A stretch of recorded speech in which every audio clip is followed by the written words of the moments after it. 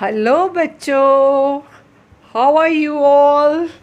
आई hope आपने पिछले वाला लेक्चर रेजोनेंस का देख लिया होगा और उसको याद भी कर लिया होगा। चलिए आगे बढ़ते हैं। हमने पिछले वाले लेक्चर में पढ़ा था कि रेजोनेंस क्या होती है। तो ब्रीफली बता देती हूँ एक बार फिर से कि जब भी किसी भी मॉलिक्यूल को हम एक स्ट्रक्चर से उसकी सारी प्रॉपर्टीज़ को ना रिप्रेजेंट कर पाए, हमें एक से ज़्यादा स्ट्रक्चर्स ड्रॉ करनी पड़े उसकी सारी प्रॉपर्टीज़ को एक्सप्लेन करने के लिए, और एक्चुअल जो स्ट्रक्चर है वो इन बिटवीन दो स्ट्रक्चर्स होगी, then this phenomena is called as resonance and those structures are called as resonating structures. So resonating structures may be different in number for different molecules. In benzene we can simply represent benzene by two resonating structures or canonical structures. So this is what you have been doing. तो अभी देख लेते हैं कि carbon dioxide की कितनी resonating structures होंगी। तो if you have a look, carbon dioxide is a linear molecule और इसमें carbon forms 4 bonds and oxygen forms 2 bonds and each oxygen has 2 lone pairs on it. तो the process start from oxygen. तो होता क्या है यहाँ पर आप देखोगे, ये जो ऑक्सीजन के ऊपर एक लोन पेयर है वहाँ से स्टार्ट होते, तो वो यहाँ पर 3 बॉन्ड बना लेता है। तो जब ये लोन पेयर एक कार्बन को एक्स्ट्रा दे देता है तो यहाँ पर पॉजिटिव चार्ज आ जाता है। अब क्योंकि कार्बन की वैलेंसी 4 है तो ये वाला जो सेकंड बॉन्ड है वो अपने इलेक्ट्रॉन्स दूसरी ऑक्सीजन को दे देता है। अब इस ऑक्सीजन पर क्योंकि एक्स्ट्रा इलेक्ट्रॉन्स हो गए तो इसके ऊपर नेगेटिव चार्ज आ गया और इसके ऊपर आ गया पॉजिटिव। तो अब ये न्यूट्रल से क्या हो गई, चार्ज सेपरेशन। सिमिलरली अब इसकी अपोजिट वाली स्ट्रक्चर बनाते हैं, दिस वन, ठीक है। और अपने डबल एरो हेड बनाना है, हर एक स्ट्रक्चर में डबल एरो हेड बनाना है अपने यहाँ पर, ठीक है। तो ये हो गई 2 और नंबर 3 जो स्ट्रक्चर्स है उसमें क्या है, चार्ज सेपरेशन है। एक बार नेगेटिव चार्ज एक ऑक्सीजन पर है, पॉजिटिव चार्ज दूसरी ऑक्सीजन पर है, और दूसरी बार क्या है, negative charge the other oxygen पर है। इसके कारण जो कार्बन डाइऑक्साइड का मॉलिक्यूल है उसमें क्या आ जाती है, थोड़ी सी polarity because of this charge separation.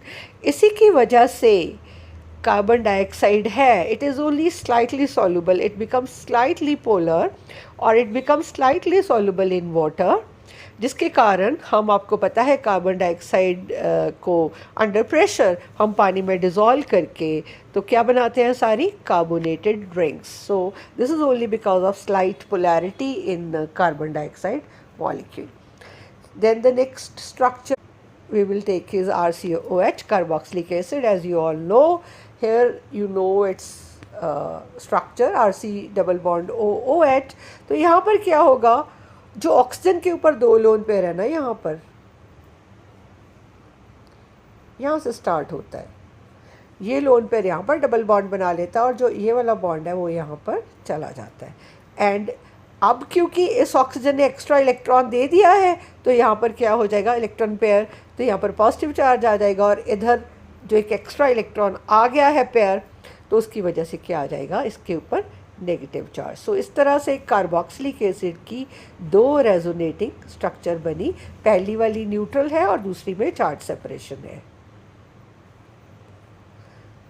In this way, let us see butadiene और 1,3-butadiene, इसके भी आप देखोगे 2 रेजोनेटिंग स्ट्रक्चर्स पॉसिबल हैं। अब इसमें क्या होगा, इधर साइड जो बॉन्ड है वो माइग्रेट कर सकता है इधर फ्रॉम राइट टू लेफ़्ट और लेफ़्ट टू राइट, बिकॉज सारी जो कार्बन्स है वो सेम है, इसमें कोई पोलर नहीं है। तो एक बॉन्ड जो राइट वाला है वो हम कर लेते हैं, ये वाला बॉन्ड, ठीक है। और acrolein which is CH2CH C double bond OH, ठीक है। इसमें क्या होगी आप देखोगे, ये यहाँ पर क्या है, एल्डिहाइड ग्रुप है और उसकी अल्फ़ा और बीटा पर क्या है, कॉन्जुगेशन है, ठीक है। सो यहाँ पर क्या होगा, मोर इलेक्ट्रोनेगेटिव ऑक्सीजन है तो ये प्रोसेस यहाँ से स्टार्ट होती है। तो यहाँ पर C डबल बॉन्ड O है ना, इसका इलेक्ट्रॉन विड्रॉल इफेक्ट है। तो स्टार्ट कैसे होगा, सबसे पहले ये वाले इलेक्ट्रॉन्स यहाँ जाएंगे और फिर ये वाले इलेक्ट्रॉन्स यहाँ आ जाएंगे, जिसके कारण ऑक्सीजन के ऊपर क्या आ जाएगा, एक एक्स्ट्रा नेगेटिव चार्ज, और CH2 ग्रुप जो है ना यहाँ पर, इसके ऊपर क्या आ जाएगा, पॉजिटिव चार्ज, और डबल बॉन्ड आ जाएगा सेंटर में। तो ये जो C डबल बॉन्ड O है, जो कार्बोनाइल ग्रुप है या एल्डिहाइड ग्रुप है, ये क्या करता है, electron withdrawal effect, that is -R effect और -M मीजोमेरिक इफेक्ट। तो अब देखते हैं विनाइल क्लोराइड और 1-क्लोरोईथीन।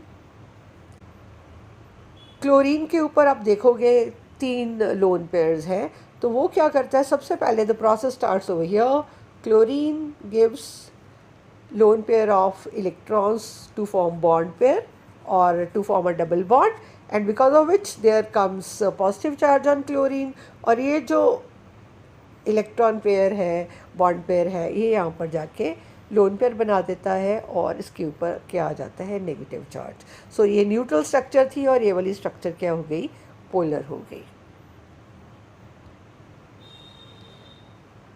सो अब हम ओवरऑल देखते हैं कि जनरल कंडीशंस क्या हैं, स्ट्रक्चरल कंडीशंस रेजोनेंस के लिए। तो आप किसी भी मॉलिक्यूल में या आयन में अगर इस तरह की स्ट्रक्चर हो, double bond single bond positive charge, double bond single bond negative charge,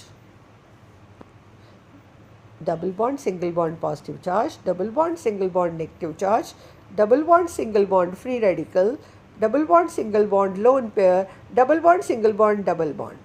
तो अगर 5 ये वाली कंडीशंस किसी भी स्ट्रक्चर में हैं, मॉलिक्यूल या आयन में है, तो उसमें क्या हो जाएगा, रेजोनेंस हो सकती है। देखते हैं कैसे। तो डबल बॉन्ड, अब देखोगे फर्स्ट स्ट्रक्चर देखते हैं हम, double bond single bond positive charge, तो क्या हो जाएगा, डबल बॉन्ड B और C के बीच में चले जाएगा और पॉजिटिव चार्ज किसके ऊपर आ जाएगा, A पर। Similarly double bond single bond, अब नेगेटिव चार्ज है। अब आप देखोगे जब भी नेगेटिव चार्ज है ना, तो मूवमेंट ऑफ जो एरो है ना, हम जहाँ पर ज़्यादा इलेक्ट्रॉन्स है वहाँ से दूसरी तरफ करेंगे, ठीक है। So arrow shows movement of electrons, तो यहाँ पर एक्स्ट्रा इलेक्ट्रॉन्स है जिसकी वजह से C के ऊपर कोई भी आइटम ले सकते हैं, नेगेटिव चार्ज है तो वो B के साथ बॉन्ड बना देगा, और जो एक्स्ट्रा इलेक्ट्रॉन्स है वो A आइटम पर आ जाएंगे।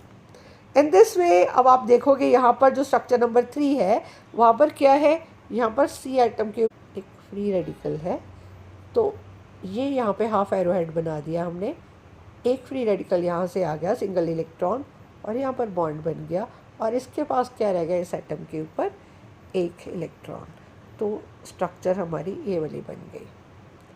इन दिस वे अगर लोन पेयर हो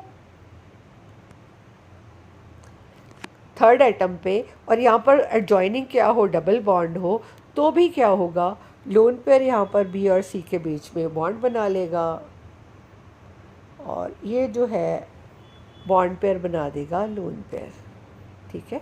और फिफ्थ तो हमने देखा ही है, जहाँ पे भी double bond single bond, double bond single bond, double bond, इस तरह से कॉन्जुगेशन हो, अल्टरनेटिव डबल बॉन्ड हो, तो वहाँ पर भी रेजोनेंस हो सकती है। तो इधर यहाँ पर we have to later on see which electron is more, which atom is more electronegative.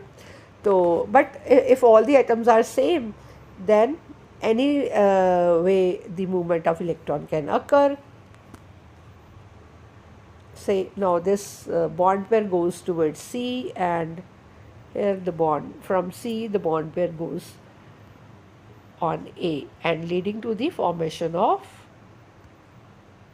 this polar structure in which there is a positive charge on atom A and a negative charge on atom, the other atom A, right? So this is all. Now you may practice. Now let us draw resonating structure of the following. You try to draw the resonating structure in the case of the following molecule. Just take a screenshot and see if you can draw the resonating structures in case of these molecules. Just find out how many resonating structures are possible. So see you in the next video, and bye bye for now.